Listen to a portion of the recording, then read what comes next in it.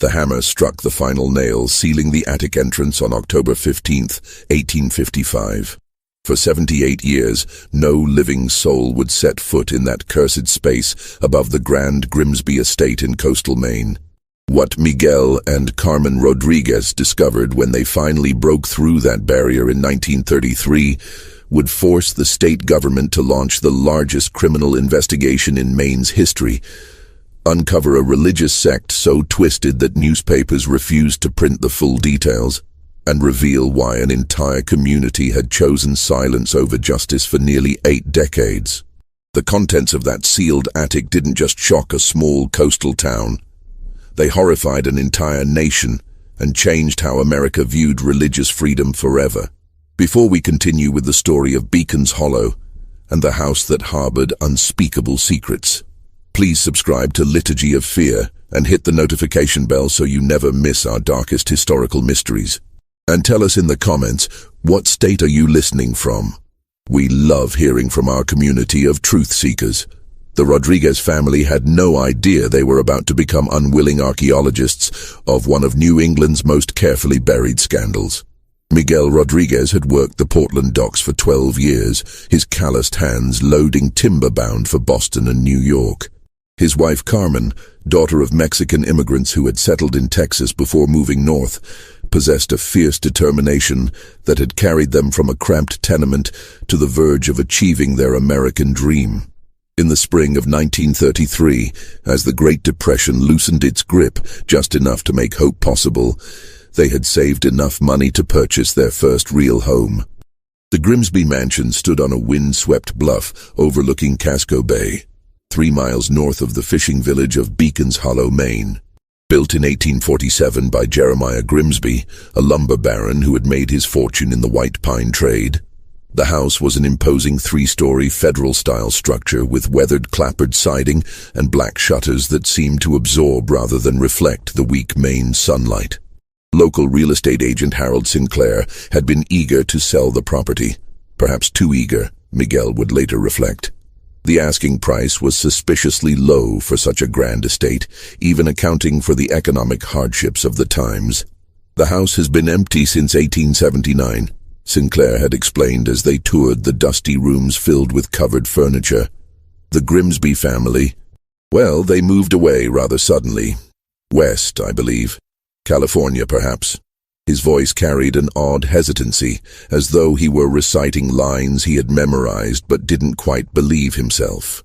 Carmen had fallen in love with the spacious kitchen, the formal dining room where she could finally host proper dinner parties, and especially the library lined with leather-bound volumes that spoke of education and respectability.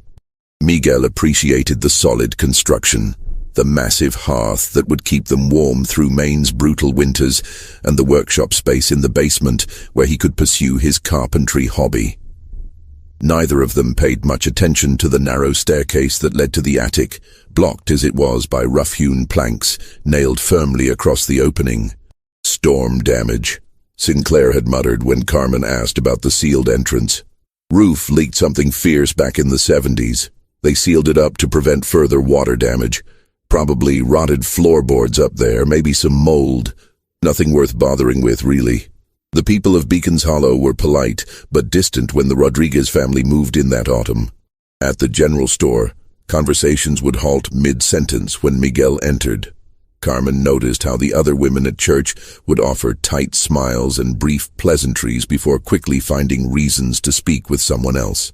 Even the children seemed to regard their new home with a mixture of curiosity and unease, daring each other to walk past the iron gate, but never lingering long on the property. "They'll warm up to us eventually," Carmen assured Miguel, as they unpacked their few possessions in rooms that echoed with decades of silence. People in small towns are always suspicious of newcomers. My mother told me the same thing happened to her family in San Antonio. But Miguel couldn't shake the feeling that the townspeople's reluctance went deeper than mere suspicion of outsiders. There was something almost fearful in their eyes when they looked toward the house on the bluff, as though they expected something terrible to emerge from behind those black shuttered windows. Old-timers would cross themselves when they passed the property line, and more than once Miguel had caught neighbors staring up at the sealed attic windows with expressions of barely concealed dread. The house itself seemed to hold its breath. Despite Carmen's efforts to fill the rooms with warmth, fresh curtains, polished wood, the aromas of her cooking, a persistent chill lingered in certain corners. The floorboards creaked in patterns that suggested footsteps when no one was walking. Doors that Carmen was certain she had left open would be found closed and sometimes locked, though she could never remember turning the keys. It was during their second week in the house that they first heard the sounds from above. November rain drummed against the mansion's windows with the relentless intensity that only coastal Maine could deliver. Miguel sat by the library fireplace, attempting to read by lamplight while Carmen worked on her embroidery in the adjacent chair. The grandfather clock in the hallway had just chimed 10 when they heard it. A soft scratching sound, rhythmic and deliberate, coming from directly overhead. Carmen's needle froze mid-stitch. "Did you hear that?" Miguel lowered his book, straining to listen. For a moment, there was only the rain and the settling sounds of the old house. Then it came again. Scratch, scratch, scratch, followed by a pause. Then the sequence repeated. "Probably mice," Miguel said, though his voice lacked conviction. "Or squirrels that found a way in through the damaged roof." But the scratching was too regular, too purposeful to be made by animals. It seemed to follow a pattern, almost like someone tapping out a message in Morse code, though neither Miguel nor Carmen knew enough about telegraphs to interpret it. The sounds continued for nearly an hour, always from the same location above the library. Carmen tried to resume her needlework, but her hands trembled slightly, causing her to prick her finger and stain the white fabric with a drop of blood. Miguel pretended to read, but his eyes never left the ceiling, following the invisible source of the scratching as it moved in small circles, as though someone were pacing in a confined space. "Tomorrow, I'll get a ladder and take a look at that seal," Miguel finally announced, more to break the oppressive silence than from any real desire to investigate. "Maybe some of those boards have worked loose." Carmen nodded, but her dark eyes reflected the same unease that Miguel felt. The scratching had stopped as abruptly as it began, leaving them with the uncomfortable sensation that whatever had been making the noise was now listening to their conversation.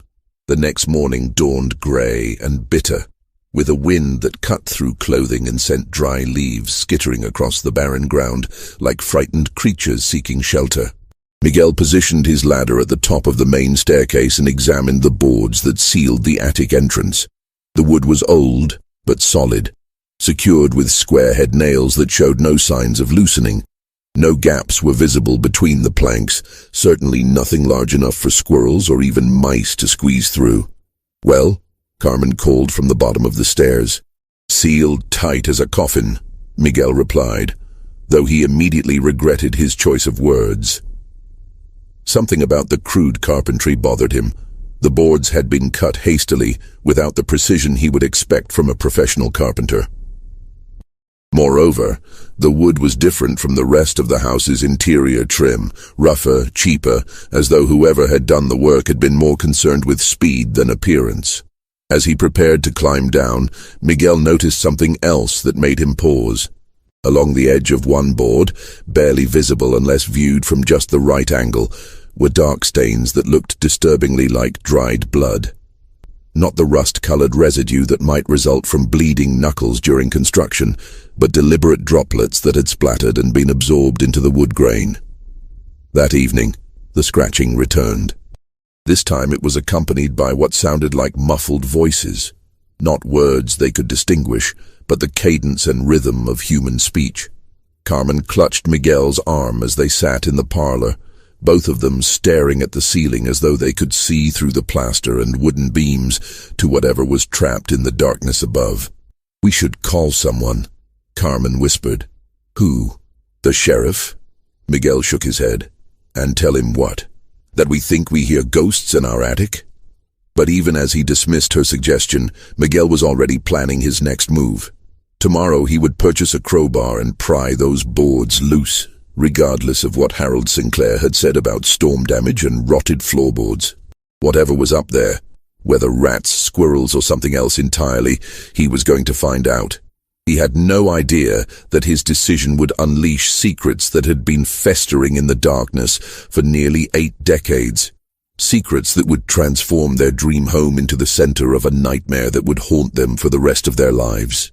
The town records proved surprisingly difficult to access. When Miguel visited the Beacons Hollow Municipal Building the following Monday, he found the clerk, a nervous man named Tobias Fletcher, reluctant to discuss the Grimsby family or provide access to historical documents from the 1850s. "Now, Mr. Rodriguez," Fletcher said, adjusting his wire-rimmed spectacles with shaking fingers, "you have to understand that some of those old records are in pretty poor condition. Water damage, you know. Mice. Not really suitable for public viewing." But Miguel had dealt with reluctant bureaucrats before.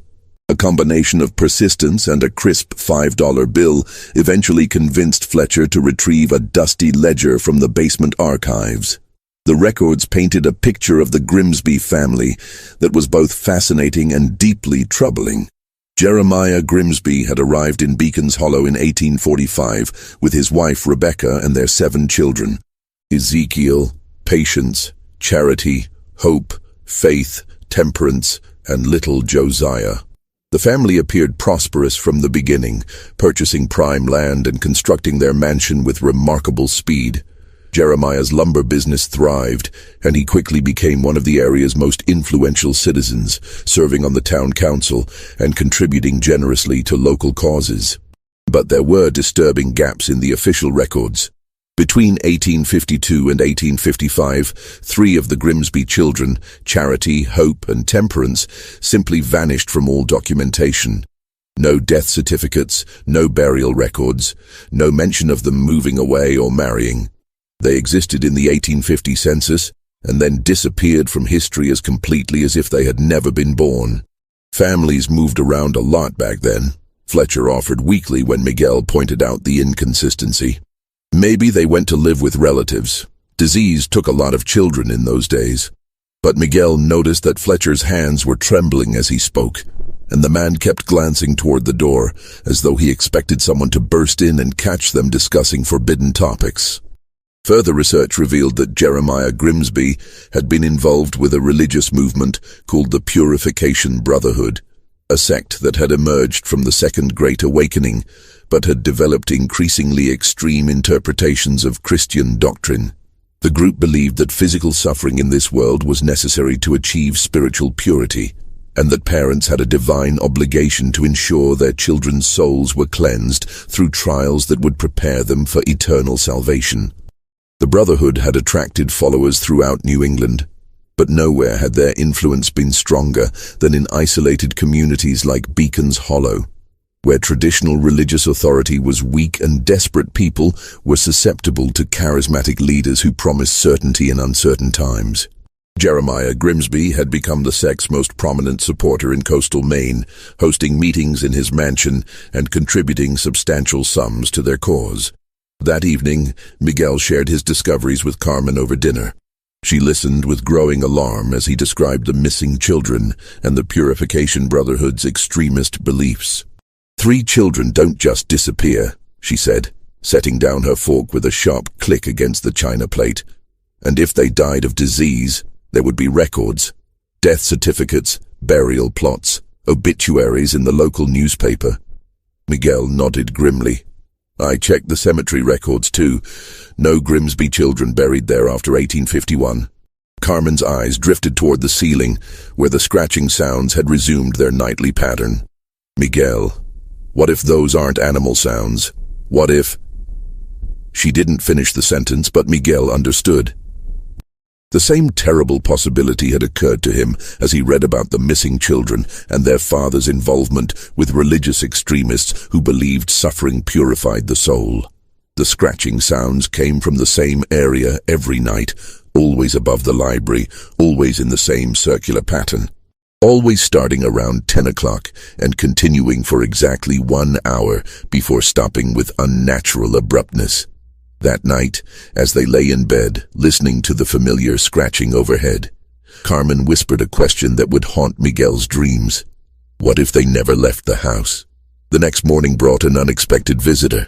Dr. Edmund Hartwell, the town's elderly physician, appeared at their door carrying a leather medical bag and wearing an expression of profound discomfort.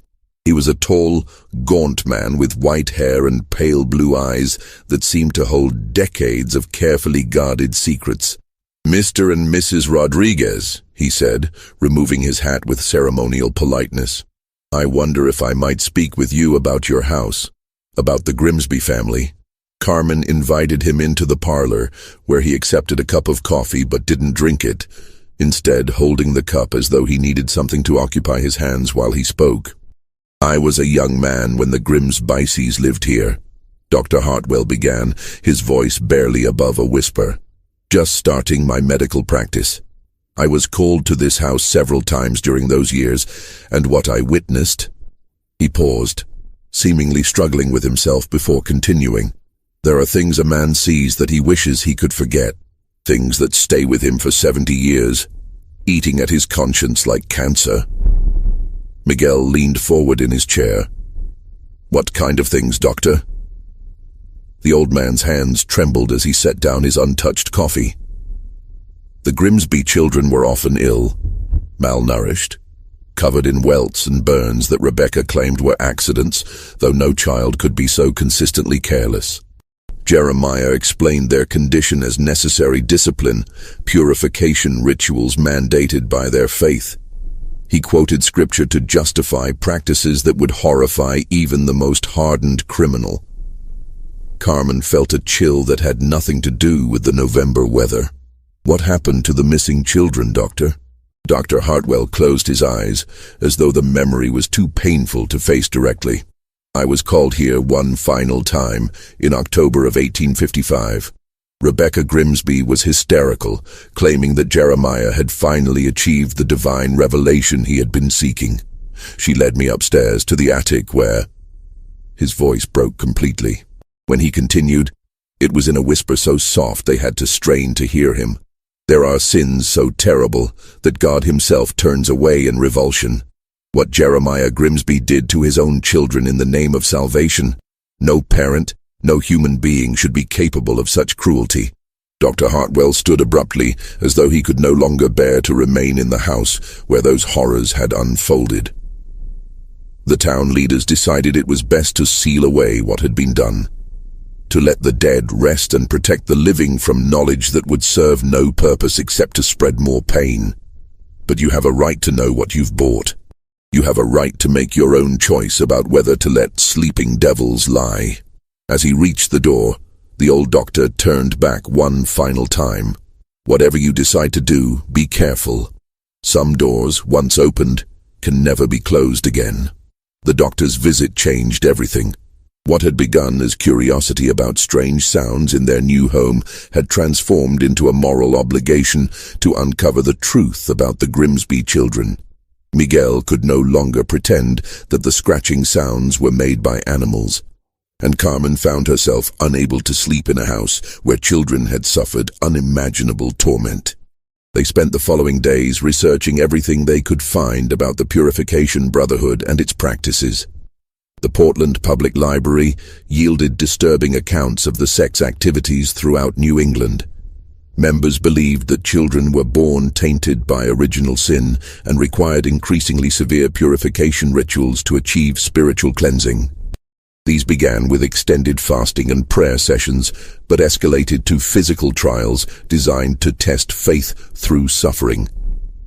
Contemporary accounts described children being forced to kneel on dried corn kernels for hours while reciting prayers, being subjected to ice baths in winter to freeze out impurities, and enduring ceremonial beatings with switches blessed by sect leaders. The Brotherhood's founder, a charismatic preacher named Elias Whitman, proclaimed that parents who spared their children from necessary suffering were condemning their souls to eternal damnation. Most disturbing were reports of children who had died during purification rituals, deaths that were celebrated by sect members as evidence of successful spiritual cleansing. The children had achieved such perfect purity, according to Brotherhood doctrine, that God had called them home to heaven, rather than allow them to be corrupted by further earthly existence. "It's not possible," Carmen said as she read these accounts by lamplight in the library. No parent could do such things to their own children, not even in the name of religion. But Miguel had grown up hearing stories of religious extremism from his grandmother, who had fled Mexico during the Cristero War. He understood how faith, twisted by fear and fanaticism, could justify the most horrible acts. People can convince themselves of anything if they believe their children's eternal souls are at stake, he said quietly. They can make themselves believe that temporary suffering is a small price to pay for infinite salvation. That night, the sounds from the attic changed. Instead of the rhythmic scratching they had grown accustomed to, they heard what sounded unmistakably like children crying. Not the loud, demanding wails of healthy children, but the weak, hopeless sobbing of those who had learned that no one would come to comfort them. Carmen wept openly as she listened, her maternal instincts triggered by sounds that seemed to pierce through wood and plaster to reach directly into her heart. "We have to open that attic," she whispered through her tears. "Those children deserve better than to be forgotten and sealed away like shameful secrets." Miguel nodded, though part of him dreaded what they might find. Dr. Hartwell's warning echoed in his mind. Some doors once opened can never be closed again, but the alternative, continuing to live above the remains of murdered children while pretending ignorance, had become unthinkable. They decided to wait until Saturday, when Miguel wouldn't have to work the next day, and they would have time to properly deal with whatever they discovered. Carmen spent the intervening days making practical preparations, purchasing candles, gathering cleaning supplies, and steeling herself for horrors that no amount of preparation could truly make bearable. On Friday evening, they received another unexpected visitor. This time it was Sarah Pemberton, the town's oldest resident, a woman in her 90s whose family had lived in Beacon's Hollow since before the Revolutionary War. She arrived as darkness fell, moving slowly but purposefully up their front walk with the aid of a gnarled walking stick. "I heard Dr. Hartwell came to see you," she said without preamble once they had settled her in the parlor. "Figured it was time someone told you the whole truth instead of letting you stumble around in the dark like blind mice." Sarah Pemberton had been 16 years old in 1855, old enough to understand what was happening at the Grimsby house, but too young to do anything to stop it. Her account of those final months filled in details that made the tragedy even more horrifying. Rebecca Grimsby wasn't always mad, the old woman explained, her voice carrying the weight of decades. When they first came to town, she was a normal mother who loved her children. But Jeremiah, he had a way of twisting scripture that made evil sound righteous. He convinced her that their children were especially blessed, chosen by God for a special purpose that required them to suffer as Christ had suffered. The transformation had been gradual. First came the excessive religious instruction, children forced to memorize entire books of the Bible and recite them without error. Then the fasting, justified as preparation for spiritual visions. Then the physical trials, designed to build character and strengthen faith. The other children in town were forbidden to play with the Grimsby young ones, Sarah continued. Our parents said they were touched by holiness and not suitable companions for ordinary children. Really, they were afraid. Afraid of what Jeremiah might do if we saw too much. Afraid of being accused of interfering with God's will. By 1854, the surviving Grimsby children had become ghostly figures who rarely left the house and never spoke when they encountered other people in town. Their clothes hung loose on increasingly thin frames, and their eyes held a haunted quality that disturbed even the adults who glimpsed them. "The last time I saw little Temperance," Sarah whispered, tears flowing down her weathered cheeks. She couldn't have weighed more than 40 pounds, and she was 12 years old. She looked at me with those hollow eyes and mouthed the word, "Help." But there was nothing a 16-year-old girl could do against a man like Jeremiah Grimsby. The end had come in October 1855, during what Jeremiah called the final purification.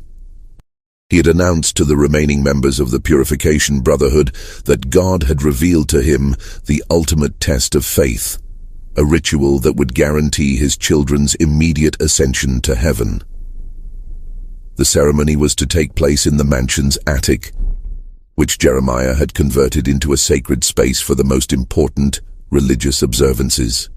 3 children went up to that attic on October 14th, Sarah said, her voice breaking. None came down alive. Jeremiah claimed it was a miracle, that his children had been taken directly to heaven without experiencing death. Rebecca couldn't speak coherently after that. She just rocked back and forth, holding her remaining children and whimpering like a wounded animal. The town leaders had faced an impossible choice. Jeremiah Grimsby was wealthy, influential, and technically within his legal rights as a parent to discipline his children as he saw fit. The concept of child abuse as a criminal matter didn't exist in 1855 law. Moreover, bringing charges would require testimony that would expose the entire community's complicity in allowing the tragedy to unfold. So they made a deal with the devil, Sarah concluded bitterly. They agreed to keep silent about what had happened if Jeremiah and his family left town immediately. The attic was sealed, the house was abandoned, and everyone pretended it never happened. 78 years of lies and cowardice. As Sarah prepared to leave, she turned back with one final warning. Whatever you find up there, remember that those children suffered enough during their lives. Don't let them suffer more in death by turning their tragedy into some kind of spectacle.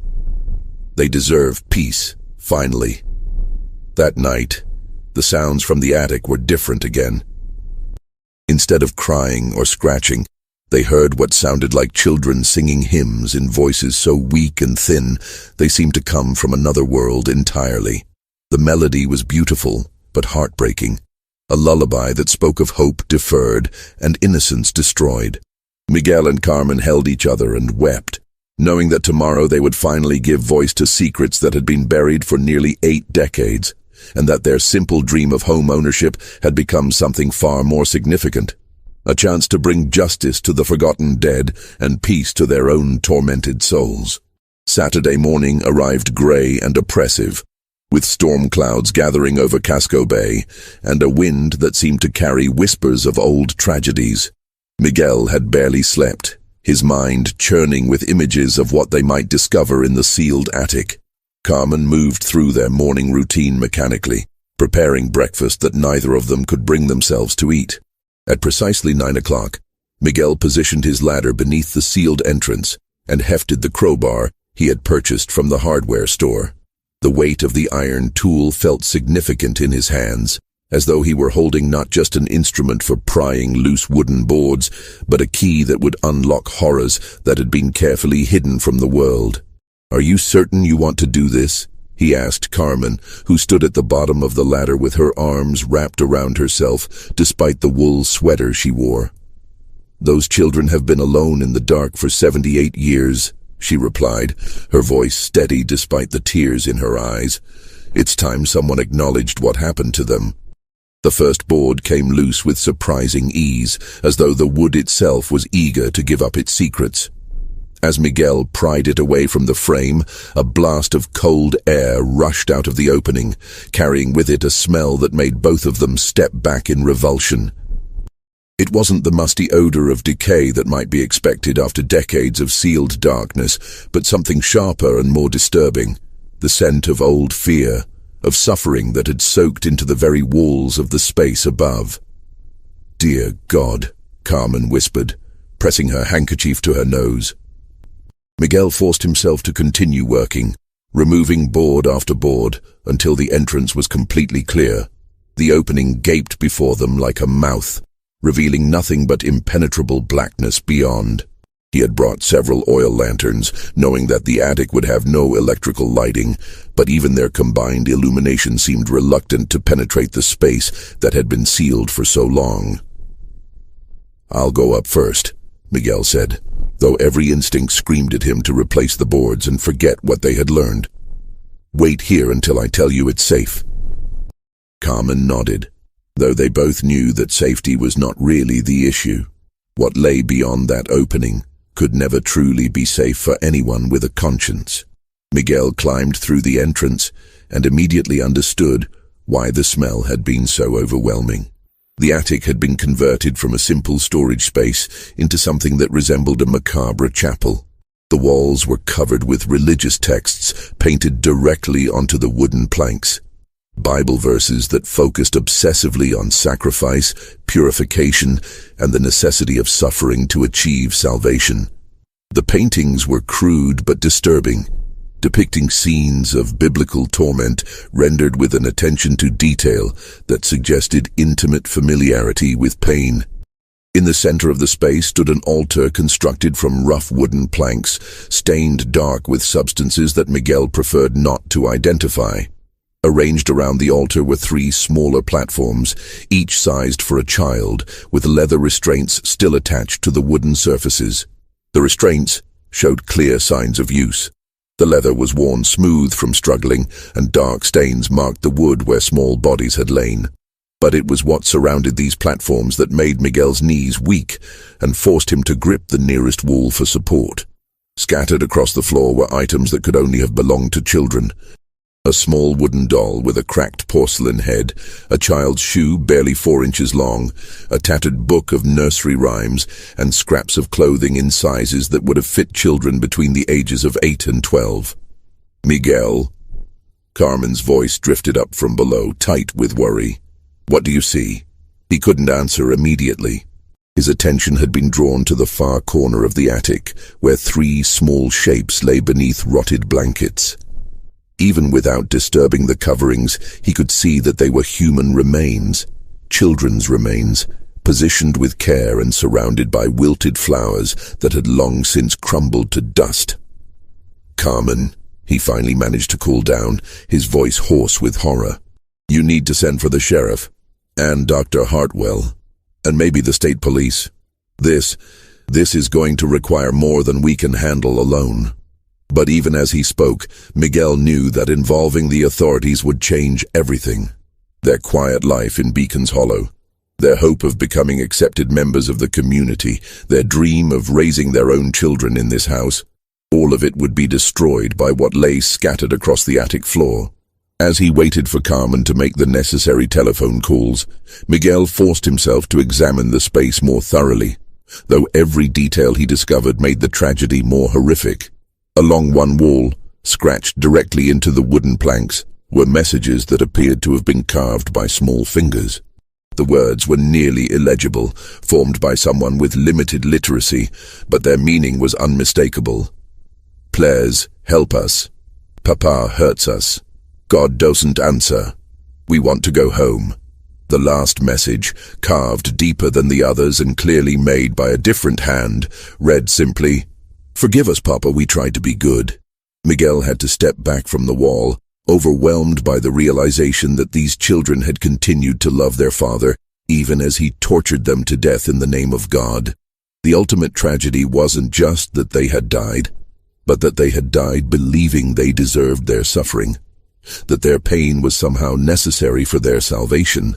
When Sheriff Thomas Brennan arrived an hour later, accompanied by Dr. Hartwell and 2 state police investigators, Miguel was still sitting in the attic surrounded by evidence of a crime so monstrous that it challenged fundamental assumptions about human nature. The sheriff was a practical man in his 50s who had seen his share of violence and tragedy, but even he was visibly shaken by what Miguel showed him. "How long did you say this has been sealed?" Sheriff Brennan asked, his voice barely steady. 78 years, Miguel replied, "since October 1855. And the whole town knew." "The whole town chose not to know," Dr. Hartwell corrected grimly. "There's a difference, though not much of one, when it comes to moral responsibility." The state investigators were more clinical in their approach, photographing the scene and cataloging evidence with professional detachment that Miguel envied. But he noticed that even they spoke in hushed voices and avoided looking directly at the children's remains for longer than necessary. As the afternoon wore on, more people arrived. The coroner came to examine the bodies, confirming what everyone already knew, but needed to have documented officially. A representative from the State Attorney General's office appeared to discuss the legal implications of discovering evidence of crimes committed before living memory. Even a reporter from the Portland newspapers showed up, drawn by police radio chatter about a major criminal investigation in the quiet coastal town. Just when we thought we'd seen it all, the horror in Beacon's Hollow intensifies. If this story is giving you chills, share this video with a friend who loves dark mysteries, hit that like button to support our content, and don't forget to subscribe to never miss stories like this. Let's discover together what happens next. By evening, the Grimsby mansion had become the center of a media storm that would eventually reach newspapers across the country. But for Miguel and Carmen Rodriguez, the attention was secondary to a more immediate concern. They were now living in a house where 3 children had been murdered, and they had to decide whether they could continue to call it home. The discovery that would change everything came on the 3rd day of the investigation, when state archaeologist Dr. Patricia Henley made a finding that shocked even the hardened investigators who had been documenting the attic crime scene. While carefully excavating around the children's remains, she uncovered a metal box that had been hidden beneath the floorboards, a container that held documents which revealed the full scope of the Grimsby family's descent into madness. The box contained Rebecca Grimsby's personal diary, written in a careful feminine hand that gradually deteriorated over the months leading up to the final tragedy. The early entries painted a picture of a devoted mother struggling to understand her husband's increasingly extreme religious convictions. March 15, 1853. Jeremiah says the children must fast for 3 days to prepare their souls for the coming purification. Little Temperance cries from hunger, but he insists this is necessary. I gave her bread in secret, though I fear God will punish me for interfering with his plan. April 2nd, 1853, Charity fainted during morning prayers. Jeremiah says this proves her spirit is weak and requires stronger measures. He has built something in the attic, an altar where the children can be properly cleansed. I do not understand, but Scripture teaches that wives must submit to their husband's wisdom. As the entries continued, they documented Rebecca's gradual transformation from concerned mother to willing accomplice in her children's torment. Jeremiah had convinced her that their children were specially chosen by God for a holy purpose, that their suffering was not cruelty but divine blessing that would guarantee their eternal salvation. June 10, 1854. Hope asked me why God wants her to hurt so much. I told her what Jeremiah explained, that Jesus suffered for our sins, so we must suffer to be worthy of his sacrifice. She nodded and didn't cry when Jeremiah applied the purification marks to her arms. She is becoming so holy, so pure. I am proud of her strength. The most disturbing entries came from the weeks immediately before the final tragedy, when Rebecca had become completely convinced that her husband's actions were divinely inspired. October 1st, 1855. Jeremiah has received the ultimate revelation. God has shown him the perfect purification ritual that will take our remaining children directly to heaven without the corruption of natural death. They will not suffer as others do in dying, but will be transformed instantly from earthly flesh to heavenly spirit. What a blessing to have been chosen for such a miracle. October 10th, 1855. The children are frightened, but I have explained that their fear is only earthly weakness that will be burned away in the final purification. Charity asked if it will hurt, and I told her that all pain is temporary, but heaven is eternal. Jeremiah says the ceremony must take place on the 14th, when the moon is dark and God's attention is focused on our sacrifice. But it was the final entry, written in a shaking hand and blotted with what appeared to be tears, that revealed the moment when Rebecca's delusion finally cracked. October 15th, 1855, they are gone. My babies are gone. Jeremiah says they are in heaven, that God took them directly without letting them experience death, but their bodies, their poor little bodies. I can hear them crying in the darkness, calling for their mama, but when I go to them, they do not answer. Jeremiah says I must not disturb their ascension, that they are becoming angels, but they look so cold and still. What have we done? What have I allowed to happen? The other children hide from us now. Ezekiel will not speak, and Patience rocks herself in the corner like a broken doll. I see the horror in their eyes when they look at their father, when they look at me. We have become monsters in the name of God. Jeremiah is packing our belongings. He says we must leave quickly before the earthly authorities interfere with God's plan. The town leaders came today, Deacon Williams and Magistrate Foster. They spoke with Jeremiah privately, and I heard raised voices through the door. When they left, Jeremiah's face was terrible to behold. He says we will go west to California, where we can start anew. I wanted to take my babies with us, but Jeremiah forbids it. He says their bodies are merely empty vessels now, that their souls have already departed for heaven. He has sealed the attic where they lie and hammered boards across the entrance. "Let the dead bury the dead," he quoted. But these are not dead strangers. These are our children, our precious little ones who trusted us to protect them. The diary revealed additional horrors that the investigators had not yet discovered. Rebecca described in clinical detail the purification rituals that had preceded the final tragedy. Children forced to lie on beds of thorns while reciting prayers, branded with hot irons to mark them as God's chosen ones, and subjected to near drowning in ice water to simulate baptismal rebirth.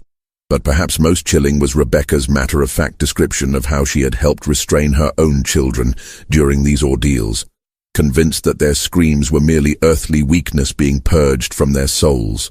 She had been present during the final ceremony, holding little Temperance's hand while Jeremiah performed what he called the ultimate purification, a ritual so horrific that even Rebecca's deluded mind couldn't fully process what she was witnessing. Dr. Henley also found a second document in the metal box, a letter written by Jeremiah Grimsby himself, apparently intended as a confession but never sent. The letter was addressed to his brother Samuel in Ohio and provided Jeremiah's own justification for his actions. "Brother Samuel, I write to you from the depths of spiritual trial, knowing that worldly minds cannot comprehend the divine revelations that have been granted to me. The Lord came to me in visions and showed me that my children were chosen vessels, selected before their birth to demonstrate the ultimate power of faith through sacrifice. As Abraham was commanded to sacrifice Isaac, I was commanded to offer my children as burnt offerings to purify their souls for immediate ascension to heaven. Unlike Abraham, I was not stayed by an angel at the final moment, for my children's purpose was different. They were meant to complete the sacrifice, to prove that earthly love must be subordinated to divine will.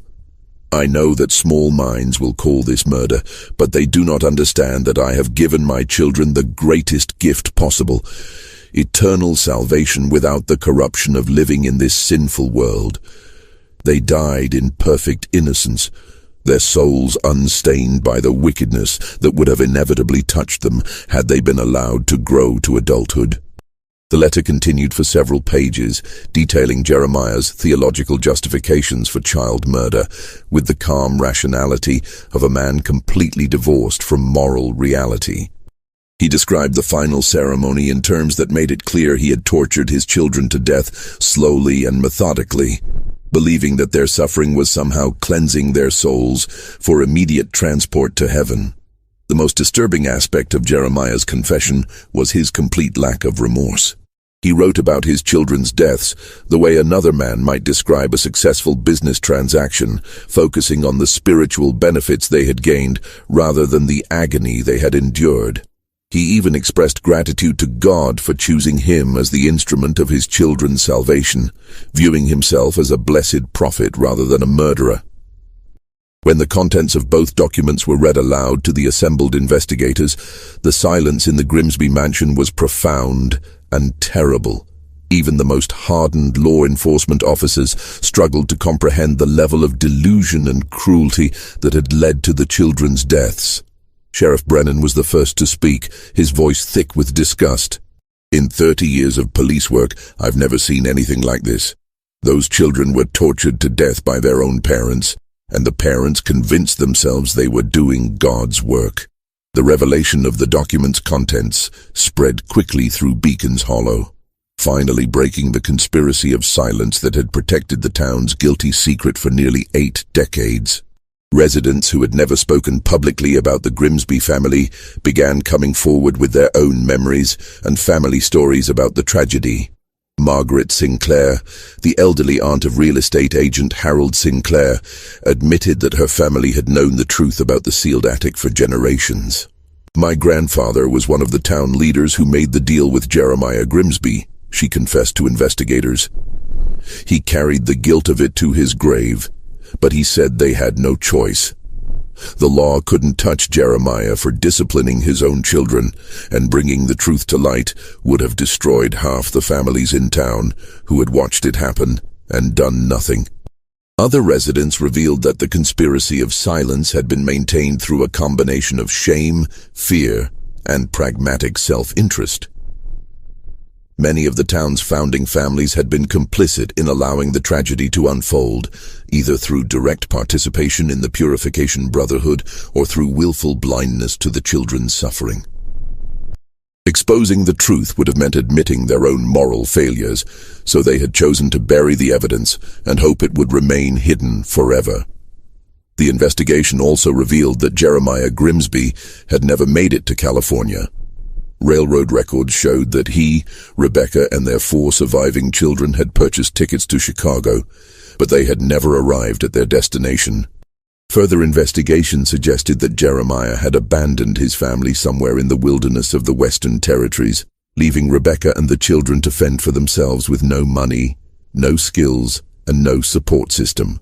Rebecca Grimsby had been found dead of exposure near a railroad station in Nebraska 3 months after leaving Maine. Her 4 surviving children scattered to various orphanages where they had lived under assumed names to escape the shame of their family's history. The children had never spoken about what they had witnessed in the Grimsby attic, taking their trauma to unmarked graves in potter's fields across the American frontier. As the full scope of the tragedy became clear, Miguel and Carmen Rodriguez found themselves at the center of a national media storm. Reporters from newspapers across the country descended on Beacon's Hollow, eager to interview the couple who had uncovered one of America's most horrific family murders. The story of the sealed attic and the children who had died there captured the public imagination, sparking debates about religious extremism, parental rights, and community responsibility that would continue for decades. But for Miguel and Carmen, the media attention was secondary to a more personal struggle. They had purchased their dream home, only to discover that it had been the site of unimaginable cruelty. Every room in the house now carried the weight of tragedy, and they found it impossible to forget that 3 children had suffered and died directly above their heads. The question that haunted them both was simple but impossible to answer. How could they continue to live in a place where such horrors had occurred? Yet how could they abandon the house when doing so would mean abandoning the memory of the children who had died there? Children whose story might never have been told if the Rodriguez family hadn't had the courage to break through that sealed attic entrance. The decision came to them during a sleepless night in early December, as snow began to fall over the Grimsby mansion, and the sounds from the attic, which had continued even after the children's remains were removed for proper burial, finally fell silent for the first time since they had moved into the house. Miguel and Carmen sat in the library, the same room where they had first heard the scratching sounds that had led them to uncover the truth about the Grimsby family. The space felt different now, somehow lighter, as though a great weight had been lifted from the walls themselves. "They're at peace now," Carmen said softly, her hand resting on a leather-bound photo album they had created to preserve the memory of Charity, Hope, and Temperance Grimsby. The album contained copies of the few photographs that had survived from the 1850s, along with articles about the investigation and letters from people across the country who had been moved by the children's story. Miguel nodded, though he wasn't entirely certain what peace meant for children who had died in such circumstances. What he did know was that their story had finally been told, their suffering acknowledged, and their memory honored in a way that had been denied them for nearly 8 decades. The formal investigation had concluded with the classification of the case as a historical homicide, crimes too old to prosecute but important enough to document officially. The children's remains had been given proper burials in the Beacons Hollow Cemetery, with headstones purchased through donations from people who had read about their story in newspapers across the country. The graves were marked simply, Charity Grimsby, age 11, beloved child of God, and similar inscriptions for hope and temperance. The town of Beacons Hollow had been forced to confront its own complicity in the tragedy, leading to a painful but necessary reckoning with the community's history. A memorial was erected in the town square, acknowledging not just the children who had died, but also the community's failure to protect them. The memorial inscription read, "In memory of Charity, Hope, and Temperance Grimsby, and in acknowledgement of our obligation to protect the innocent and speak for those who cannot speak for themselves." For Miguel and Carmen Rodriguez, the decision about their future in the house had ultimately been made by the house itself. In the weeks following the discovery, as investigators and reporters came and went, they had begun to notice changes in the atmosphere of their home. The oppressive chill that had lingered in certain rooms dissipated, doors no longer closed themselves mysteriously, and the sense of watchful presence that had made them feel like intruders in their own house gradually faded away. More importantly, they had begun to see their role not as homeowners who had stumbled onto a terrible secret, but as guardians of a memory that needed to be preserved. The Grimsby mansion would never be just a house again. It had become a monument to the 3 children who had died there, and to the importance of speaking truth about injustice even when that truth was uncomfortable or inconvenient. Miguel converted part of the basement into a workshop where he crafted wooden toys that he donated to local orphanages, his way of honoring children who had been denied the simple pleasures of childhood. Carmen established a small library in what had once been Jeremiah Grimsby's study, collecting books about child welfare, religious extremism, and community responsibility, resources that she made available to researchers, social workers, and anyone else interested in understanding how such tragedies could be prevented. They also opened their home to visitors who wanted to learn about the Grimsby case and its broader implications. School groups, college students, and researchers came to hear first-hand accounts of the investigation and to understand how a community's silence had enabled horrific crimes to go unpunished for decades. Miguel and Carmen never charged for these visits, viewing education as their obligation to the children whose story they had helped bring to light. The media attention eventually faded, as it always does, but the impact of the Grimsby case continued to resonate in unexpected ways.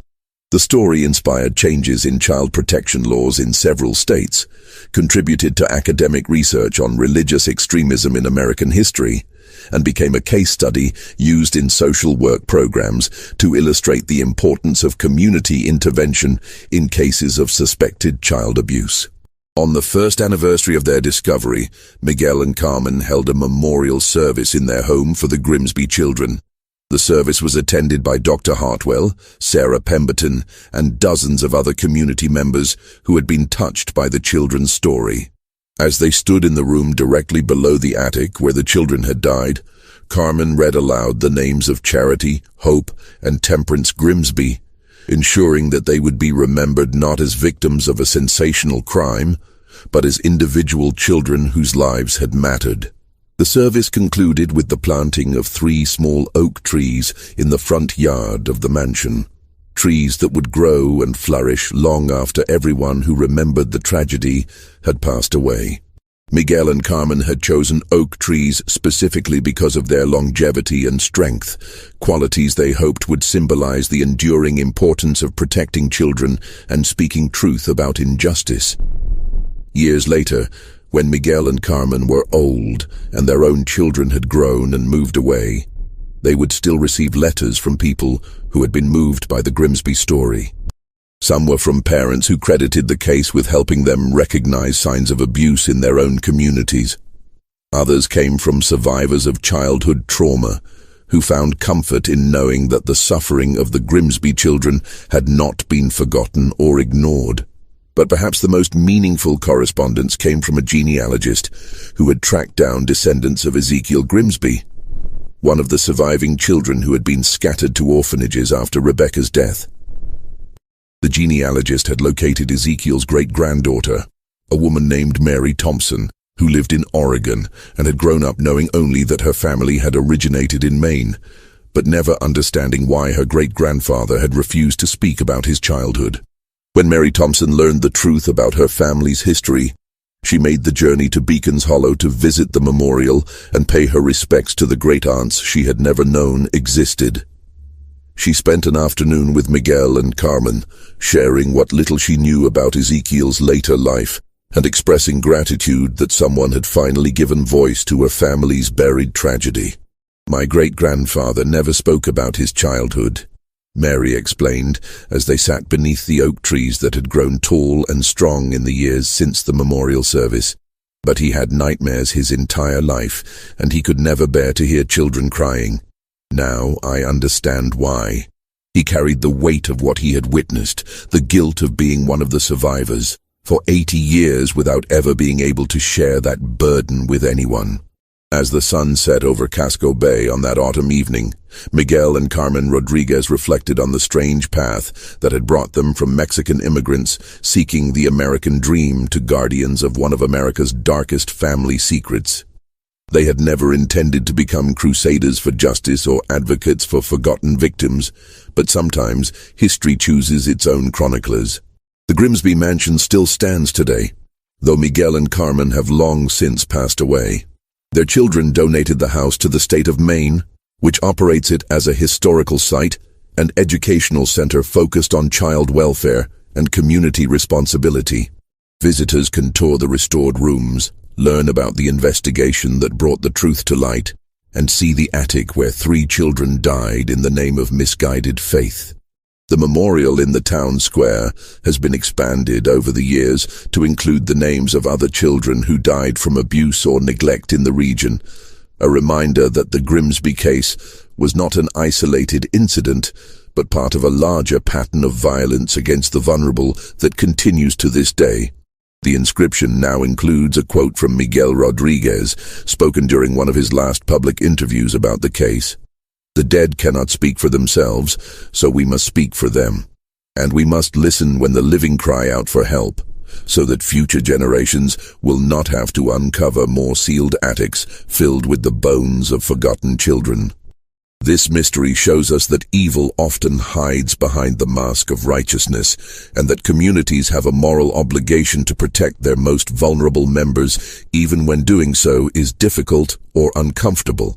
The silence that protected Jeremiah Grimsby and enabled the deaths of his children was not broken by authorities or religious leaders or other adults with power, but by a young immigrant couple who refused to accept that some secrets are better left buried. What do you think of this story? Do you believe everything was revealed, or are there still secrets hidden in the shadows of small communities across America? Leave your comment below and share your thoughts about how we can better protect children today. If you enjoyed this tale and want more horror stories that shed light on real historical tragedies, subscribe, hit the notification bell, and share with someone who loves mysteries that matter.